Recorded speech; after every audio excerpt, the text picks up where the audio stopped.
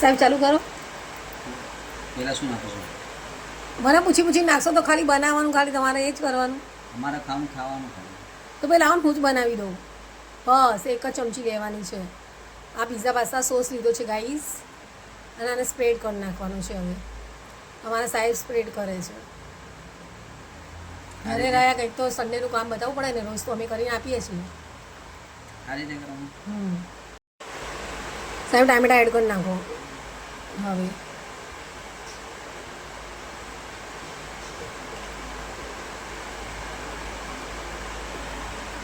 ટામેટા એડ કરીએ.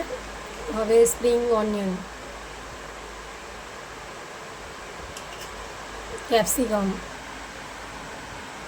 ગાઈસ તમે જે વેજીટેબલ્સ ખાવા હોય તમે એડ કરી શકો છો. જો હવે આમાંથી કોઈ બી તમને ભાવતું ના તો સ્કીપ પણ કરી શકો છો. શું કહેવું સાહેબ?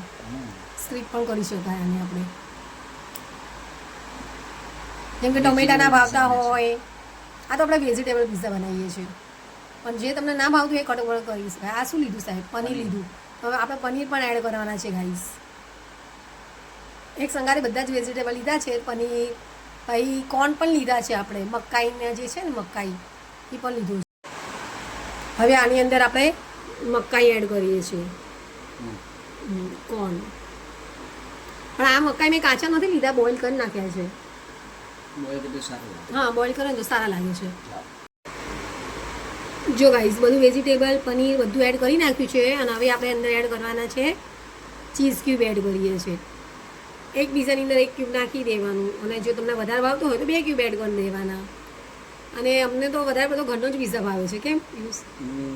અમે ઘરનો જ કહીએ છીએ જ્યારે બી મન થાય. પણ અમે 2 વિડીયો અપલોડ કર્યા છે, પણ બહુ પહેલાં કર્યા છે. 3-4 મહિના પહેલાં એડ કર્યું હતો વિડીયો.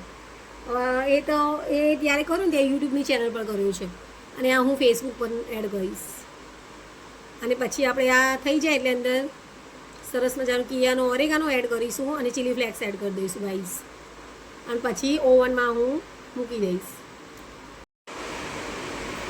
જો ગાઈસ આ એડ કરી નાખ્યો છે, ઓરેગાનો એડ કર્યો છે, જે વચ્ચે દેખાય છે ને એ કિયા કંપનીનો. પછી આ અંદર એડ કરી નાખો ચીલી ફ્લેક્સ. ચીલી ફ્લેક્સ તમે જેટલું એડ કરવું એટલું કરી શકાય સ્પાઇસી પ્રમાણે. બાકી તો સ્ક્રીપ પણ કરી શકો છો ગાઈસ.